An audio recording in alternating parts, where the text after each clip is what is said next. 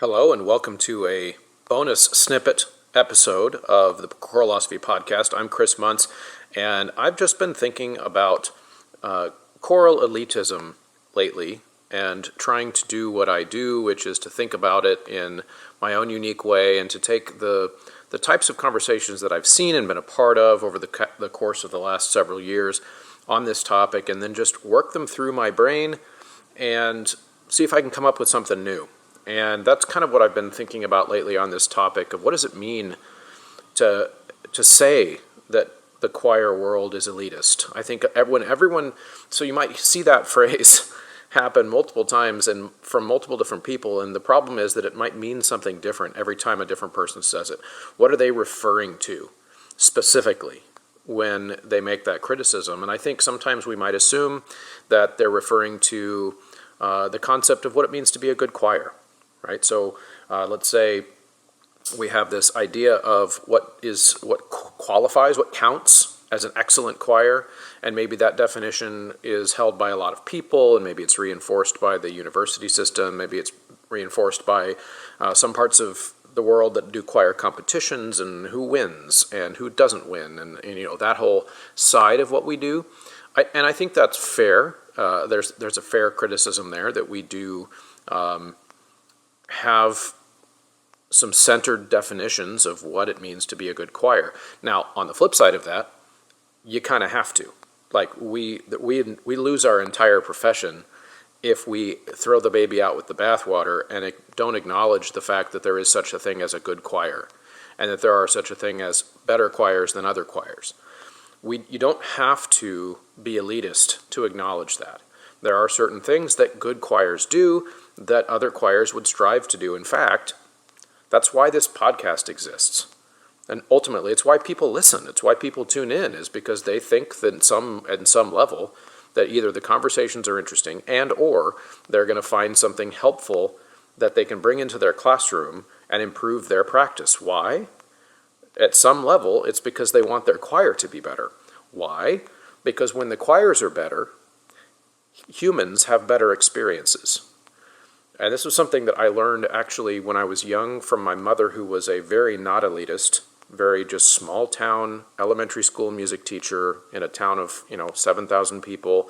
She was also the music director at our church. Okay, so I grew up in that. I was raised by a choir director my whole life. And one of the things that I learned early on was that if the music is out of tune, for example, just one of many, if the music is out of tune in worship, what my mom used to say was that would form a barrier between the congregation and God. And the reason she would say that was not because someone out in the congregation would sit there and go, wow, the choir's G major chord at that transition into G major from the E minor section was not quite well tempered or justly in tune. The congregation, the layperson's not going to think those things. We think those things because we're trained. But what she was pointing out, which I do find very insightful, was that a layperson might not know the terminology to describe the out-of-tune singing, but it is just enough distraction from what they would like to hear that when we are singing in a not good way, and I'll just use air quotes, in not good, when the singing is not good, it causes the listener to be distracted, whereas in a worship setting, they might just want to be transported to something that is transcendent. It's otherworldly. Or another way I could think to describe this would be like when you go to Disney World. If you've ever been to Disney World, one of the things that's cool about Disney World is they make you forget you're not in the real world. And if you've spent any amount of time there, I've been there several times, one of the things that's the most distracting is when one of the employees, they're always in costume and they're in character, right? But one of the employees leaves like a side door open where you can see maybe like an employee-only area where it's not decorated like Disney anymore, and maybe it's not as clean because they clean like constantly at Disney. So you feel like you're in another world, right? And when that illusion gets shattered, then it does kind of brings the experience down a notch, which is something that I think we could think about when we are talking about our choir conversation, which is that we do want to strive to have excellent choirs. That is in my opinion, should be at the forefront of what we do. Because everything that we talk about extraneously then stems from that. We have these excellent choirs, and people are attracted to that, meaning they want to come be in the choir. We do a better job recruiting to get kids in the choir and adults in the choir when the choir is perceived as good. We shouldn't run from that we should be pursuing that. What does it mean to have a good choir so that people will come? And then all of the other social emotional things that we preach about, that, choir's not really about how perfect it is, it's about the human connection. I agree. But the question is, it's not, you can't start with the human connection. You can't go in and into a choir and have a human connection on day one. It doesn't work that way. Humans are scared of each other. We have to open ourselves up gradually over time. And in my experience, the best way to do that is to create musical experiences that cause people to have shared experiences, shared goosebumps, shared eye exchanges back and forth when they realize they just did something amazing. That's what opens the door to all the other things that we talk about wanting to achieve in choir, like being more accepting, being more inclusive, creating a sense of belonging, creating a sense of development of social, emotional type skills that we try to teach in choir. And that I agree that all of those things are really important parts of what we do. What I'm arguing here, though, is that we do those because and only if we can have a good choir. When you have a not good choir, which do exist, I'm sorry, they just do. There are such a thing as choirs that are not good. It's harder for those choirs to recruit. I see questions online all the time, like, what do you do to recruit? And it's hard for me to not answer in a snarky way, because I don't intend it as snarky, but you might have seen some of my responses to those questions. Have a better choir. Like, there is no better recruiting tool than sounding great, because people want to be part of something that they perceive as good. Now, the other part of this elitism, since I am kind of on a rant now about elitism, that the other part of this coin that is important, and I should point out, so make sure everybody understands where I'm coming from with this, is that are there going to be different definitions of what good is, depending on culture, depending on geography, depending on time period, depending on just a multitude of other things? Of course, yes, there are tons of different definitions of what good is, and that's okay. It's okay to have yours, right? And someone else could have theirs. That's fine. But what I'm going to suggest is that you got to have one. You've got to have one. And it could even be a super flexible one, right? That's context dependent. So in other words, my definition of what a good choir sounds like could be dependent upon the context of the choir that I'm standing in front of at that moment. And in fact, it should be, right? So there have been days in my career where I've been standing in front of 14-year-olds that have never sung before, all the way to adult professionals who are being paid to be note perfect on the day that they arrive, and 92-year-old church choir tenors, all in the same day. I've had days like that where I've stood in front of all of those choirs. Is the definition of what I think of as good the same in all of those? No. There are different goals. It depends on what your goals are. And so you could have, as a director, you could have tons of different working definitions within your professional life of what a good choir sounds like. And it can be flexible, context dependent, but you still have to have that as a goal, in my opinion, in order to make progress on yourself as a professional. Right? And that's so important because singers flock to that. So trying to outline and trying to have conversations online about what a good choir is and what a not good choir is, or of course we probably want to avoid online conversations specifically about a choir we think is not good, because that's just mean, right? That's not how we would have that conversation probably, or shouldn't. But we would or should have conversations about things that we think are aspirational about a choir. So which choirs are really good? What are they doing that is really good? What makes them sound good? Okay, so for example, Facebook was blowing up last week about Jason Ferdinand and his new adult professional level ensemble that he put together for the Voces 8 thing. That's awesome. And so what I would be interested in is then taking the conversation to the next level. Why were they so good? What did they do? What were the things that they were doing with their mouth holes, as I like to say, to make it sound amazing? okay, and their bodies with their spiritual connection to each other and to the music. What was Jason doing that made it so amazing? What were the things that he was doing to contribute to that? Because those are the types of things, when we talk about professional development, that's what we need. That is the conversation that we need to be having. And so rather than shying away from the concept that there is such a thing as excellence, right, in the choral world, there of course is. There of course is. And we don't have to talk about one example like I just did and then think of that as taking away from someone else, because it isn't, right? We could have tons of new pieces of pie being baked all the time in the choir world. A new choir like Jason's could spring up, and it could just be like the talk of the town, and then other groups might be amazing again tomorrow and be able to share their art. So that's one form of elitism. The other, you're going to hear in just a second. I was just out on a walk and did kind of an impromptu thinking. After I exercise, I tend to think better, more fluently. And so I'm going to cut you next to some thoughts that I had as I was walking about a different form of elitism in terms of what opinions are allowed to be expressed, and what are the right opinions, and what are the wrong opinions, and how do we have those conversations, especially as it relates to the way academia, in other words, the collegiate level of our profession, interacts with those of us who I would say are in the trenches, right? We work with kids, real live humans every day. So I have some thoughts about that, because I think that there is a conversation to be had there with how the two worlds, I guess you could say, the teaching people how to teach world interacts with the actual teaching of live human children. And that's an important concept as well.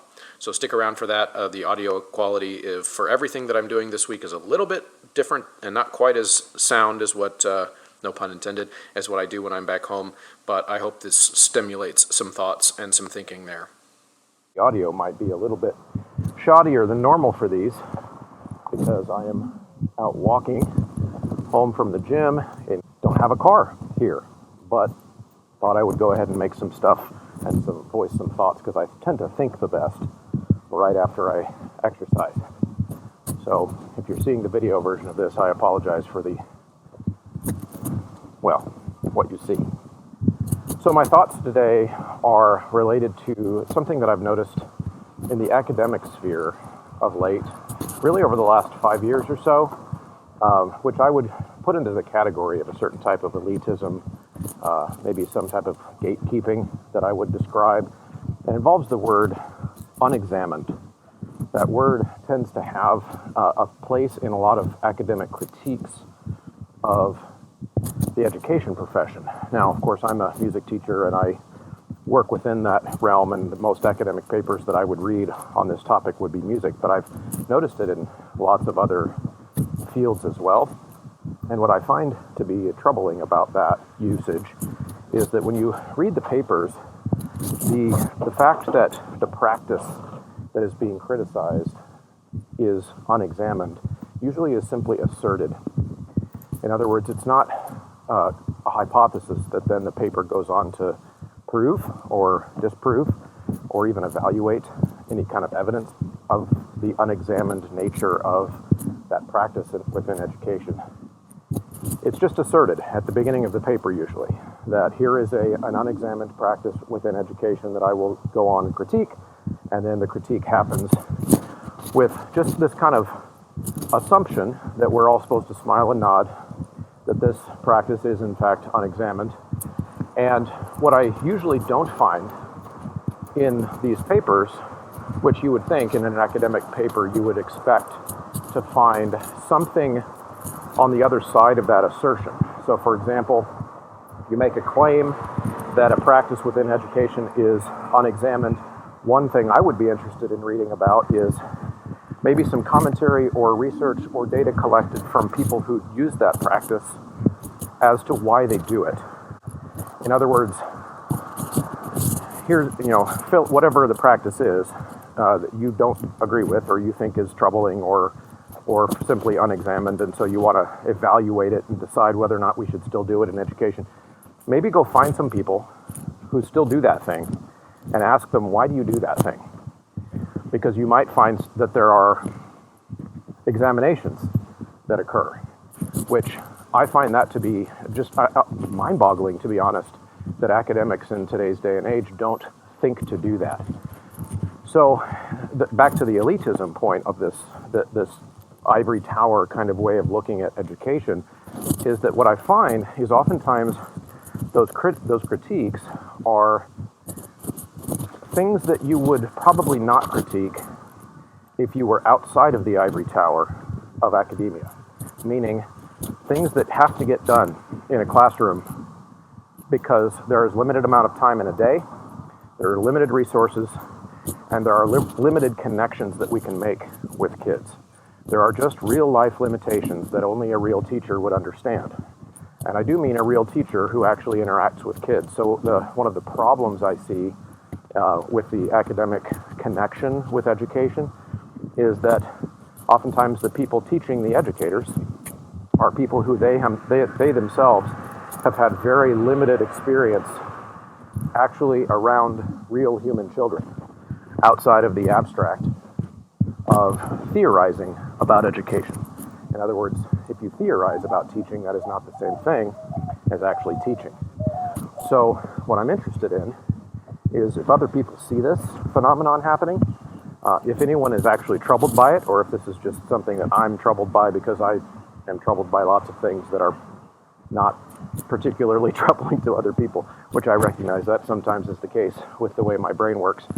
But there have been several things, for example, that I could think of as a concrete example of this phenomenon.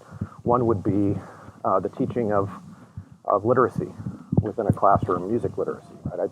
I'm big on that. I'm a big focuser on music literacy. And I've seen that philosophy be called unexamined. Of course, in almost every case, by people who have a fraction of the music education experience that I do. So people in academia writing papers and writing critiques and all of this, maybe they're 24 or whatever. And which I find baffling because a person who's been teaching as long as I have knows how much more diversity and social emotional connection that can occur during a classroom experience, how much more literature from around the world can be explored, how much more diversity of experiences within the classroom, all the things that we preach about. You have time for them so much more when your kids can sight read like beasts, because it doesn't take any time to learn the music, which means then you have time to talk about the history, to talk about the culture, to have conversations about the implications of different aspects of music throughout history and time, and how it might have interacted with the people. We have time for those types of things in my classroom because I spend so much energy at the beginning of their experience teaching them to read. Not because it's the only way to learn music, but because that way of learning music fits into the time, the resources, and the experiences that I will then have time to give the kids in the classroom. So it has everything to do with a practical choice. It is not a moral choice that elevates literacy over other forms of learning music. That's not the point. And in my opinion, the people who have spent time in the trenches would recognize that. There's only so much time that we have to be able to communicate with kids and to be able to give them a system to master. They can't master all the systems that exist while they're in my classroom. So I have to choose. I have to make choices, and that means, but when you make choices, you exclude certain things. And that's just the reality. I'm not going to lose sleep over that. But I do want the kids to have as much diversity of experience as I possibly can. So those are my thoughts for the day. And I'm back now. Enjoy your day.